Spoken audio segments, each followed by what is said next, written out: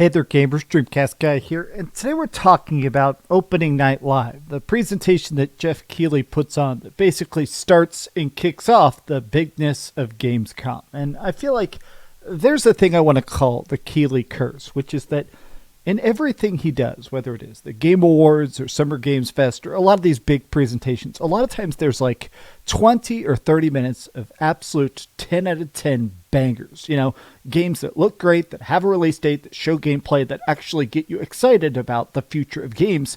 But it's surrounded by like 2 hours of just boring, free-to-play, crappy drivel slop. So what we're going to do in this video is we're going to talk about the goods and the bads. We're going to talk about this entire presentation because honestly, there is stuff that got me hyped. I think the trailer for Resident Evil Requiem, 10 out of 10 fantastic. A lot of the stuff they showed today, Silent Hill F, 10 out of 10 fantastic. But my problem is the fact that just in general, if I had to put a number on Summer Games Fest Opening Night Live, this thing was probably, I'd give it a 5 out of 10. What was good was great, but the problem is that I'm literally sitting here playing like Resident Evil on my freaking portal between the 18 different ad breaks. But let's begin. Hi, hope you're having a great day, and if you could please give this video a like and subscribe if you haven't already. Now, what was funny is that I was looking at social media during the course of it, and I thought it was funny that pretty much everybody, even people that are typically more positive than I am, were kind of lamenting how bad this was paced. Now, here's the thing. I feel like this is sort of a specific issue with a lot of this post-E3 era, which is that what E3 did the best is that everybody had like an hour-long bracket, which made it where a lot of times, if you were trying to show stuff off, it was expertly paced. Bang, bang, bang, bang. You know, you're trying to show the craziness of your stuff, keep attention high, and wow the audience. Whereas now, since they're trying to fill this stuff with as many ad breaks as possible, as many random other things that are paying to be there among the games that people actually want to see, it totally kills the pacing specifically. Spending way too long on generally uninteresting games and not moving forward. Hope it gets better in the second hour. Well, spoilers, it actually got a lot worse. I also saw this one. Bro, the crowd at Gamescom is asleep. They kept cutting to the crowd, and people legitimately looked like they were dozing off. And I think it's that they kept showing stuff like this. Time Takers. It's a game where people are... There was like 80 free-to-play games that all blend together. It's Time Travel Fortnite. How cute. Oh my god. There was not just a World of Tanks ad here. There was two. I'm not even joking. They showed a huge presentation about World of Tanks, and then an hour later said, don't worry, we have more news. We're also doing a new version of World of Tanks. How? There have been leaked numbers that these people pay like hundreds of thousands of dollars for their space. And I guess that's the thing, is that these are the games that have budgets that can afford a Keighley spot. But man, it just makes it where you end up waiting for the good trailers. Like... Let me go. Let's actually talk about something that actually looked great. Sony showed up with a new trailer for Ghost of Yotei.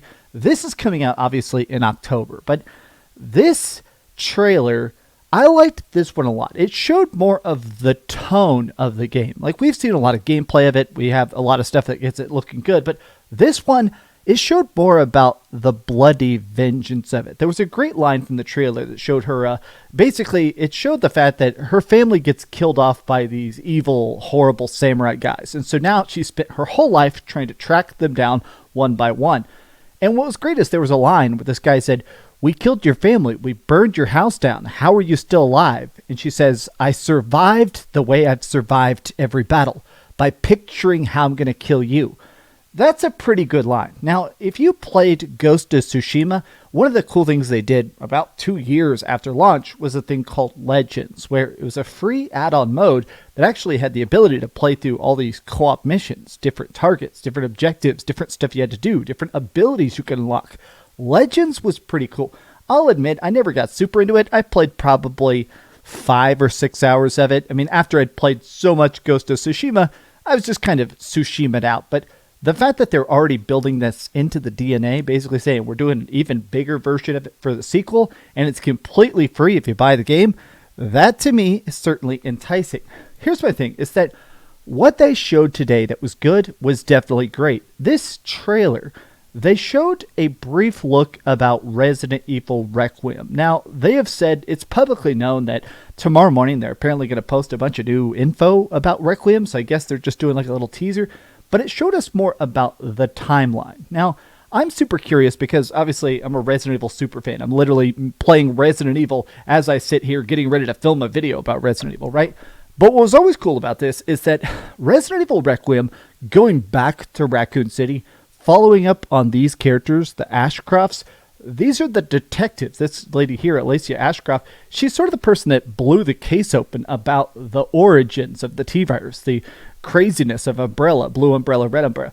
It looks cool about the fact that clearly this is going to be a very lore-heavy game, which I'm definitely interested in because I do think they're going to kill a lot of characters off. If I'm honest, I do think they're going to kill Leon or Claire, or they're going to kill somebody. I do think they're going to try to sort of tie up the loose ends of the original storyline so they can do something different in the future.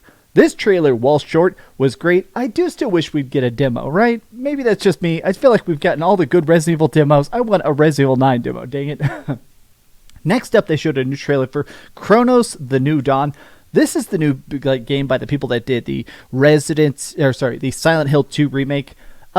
This game, the more I see of it, I almost become less hyped. Sometimes I get oversaturated where I see a game and see a game and see a game. And after a while, I'm like, just let me play it. I don't want to see it.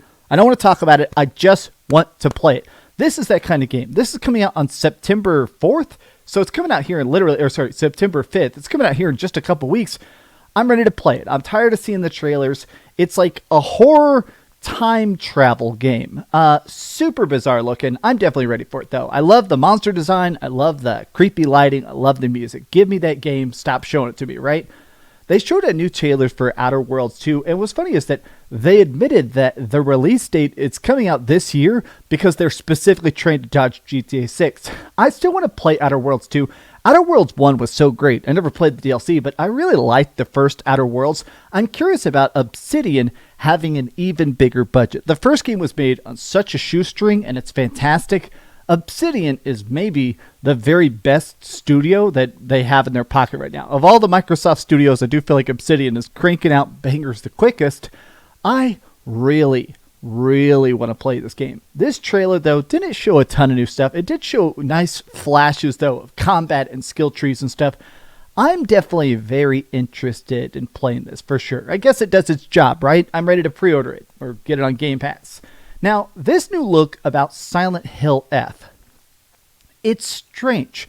I feel like I'm very open-minded about Silent Hill F. I think a lot of people are open-minded about Silent Hill F, but it's very obvious that this is going to be a big departure from classic Silent Hill because, well, I mean, it's not in the United States. It's not in Silent Hill. In fact, it's taking place in Japan. But I'm still curious about this game, as fun as it looks, as messed up, as dark, as macabre, as weird as the monster design is. I am still in a spot where I'm hoping it somehow ties back to classic Silent Hill. I mean, it has to, right? Like, if you read the Silent Hill comics and stuff, there are a lot of stories that don't really take place in Silent Hill or connect directly to Silent Hill. But in this case, Silent Hill F, I'm curious how you can have a story so far in the past, so far away. I want to see how this actually fits the rest of the Silent Hill universe. I hope this isn't just some random spinoff. Like, if it is, if it's a good game, I guess I don't like a game where it feels like they just slapped the title on it because it would sell extra. I hope this doesn't just feel like it's a cool new game that they put Silent Hill on to double the sales, right? This new trailer was really creepy. Really creepy. It was also fully in English. They've announced the English voice cast. I'm definitely playing it in English, and I'm definitely ready. Man, literally 1 month away. God, time flies. Now, here is one of the more controversial projects, which is very strange. I mean, we all remember Disco Elysium, right? Disco Elysium is like a point-and-click adventure, very Baldur's Gate-y, right? But it was weird because it's technically one of the highest-rated games of all time. I think it has a 96 on Metacritic with like 4,000 reviews, something insane like that, right? Well, the game got bought. The studio got bought, and they slowly pushed out all the original creators of Disco Elysium. So this looks very Disco Elysium. It's that same studio, but everybody in the comments are like, all right, remember, pirate the game. F this company, F this company. Everybody's basically like, nope, we do not like him, F that company. Zero morals. Everybody's basically like this. Everybody actually working on Disco Elysium got fired. This is the shell of the company literally trying to imitate it in order to get a paycheck. I have to admit that the art style of this is very cool. It definitely is evocative of Disco Elysium, but it's very much just a corpse puppeted for profit. All right, so I usually don't like when they show Hollywood stuff, new movie trailers, actors coming out, but this was a time where it felt actually appropriate. Fallout Season 1 was perfect. I loved it. Big surprise. Everybody loved it, right? Holy heck, is it so good. Me and my girlfriend ended up binging it together, and we're even talking about maybe doing like Fallout costumes for Halloween as our couple's costume, because my name is Max, and she really looks like Lucy, so we're thinking about doing Max and Lucy, right? This trailer, though, this looks great. The fact that it's coming out in December, man, this feels so soon. The fact that they're doing the New Vegas storyline, tons of flashbacks, more exploration about Mr. House and stuff. Holy heck.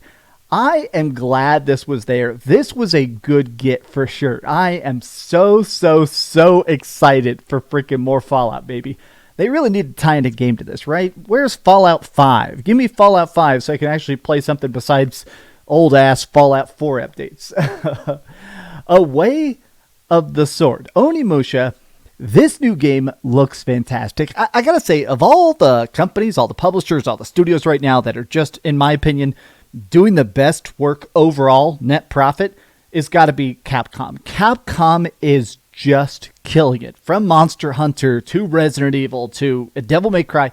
But the fact that they're bringing back Onimusha, I like the fact that this has the monster type we recognize, the art type we recognize, but it also feels so incredibly different. The combat looks much more Souls-like, in my opinion. Of the trailer they showed, it showed a lot more like slow, heavy hits instead of that, 10 people trying to surround you and you're just pressing fast attack 18 times.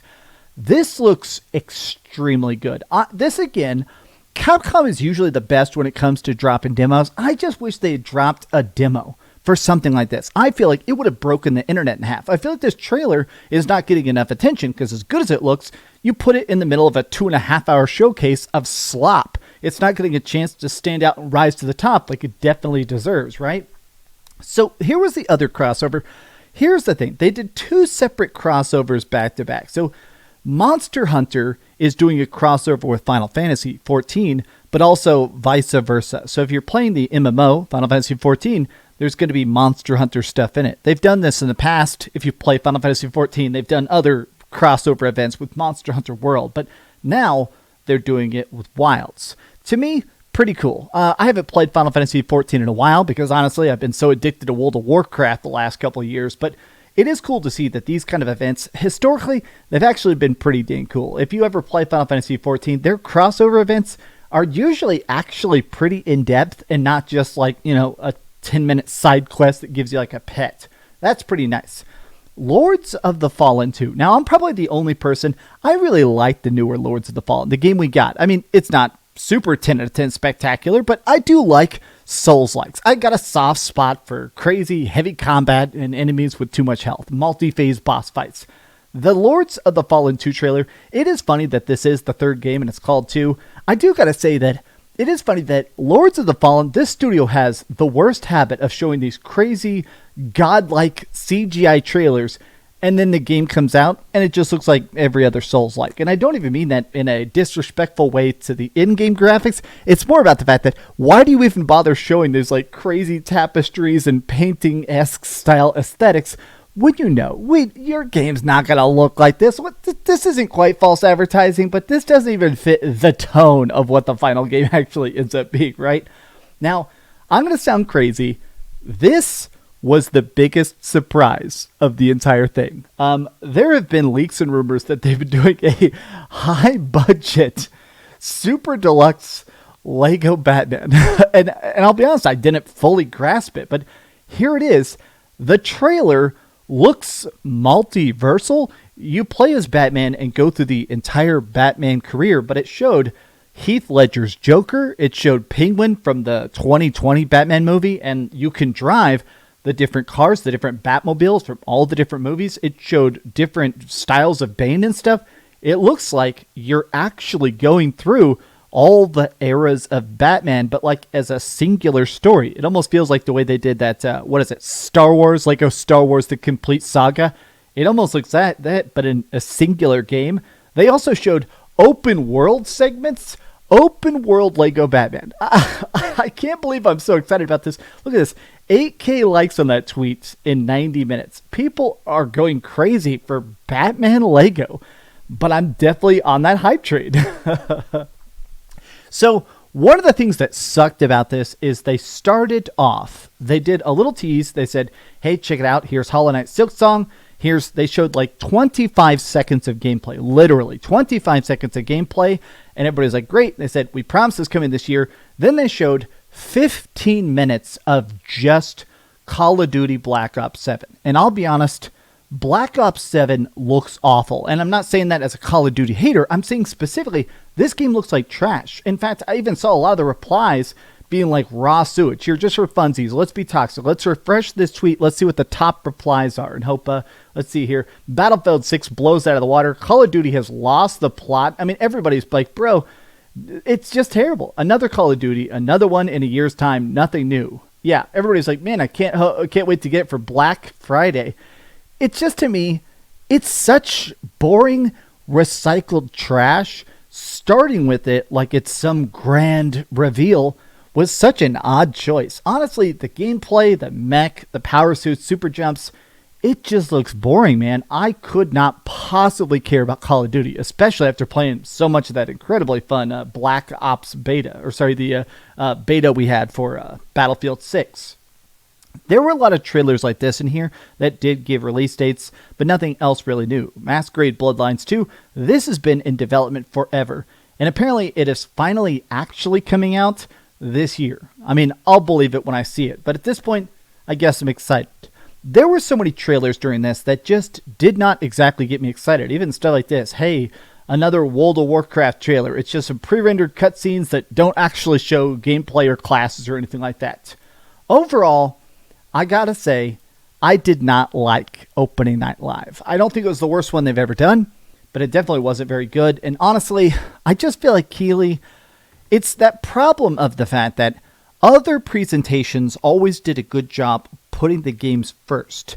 And now it definitely doesn't feel that way. It definitely feels like there's this concerted effort to space out the ad breaks instead of just making a fun show to watch.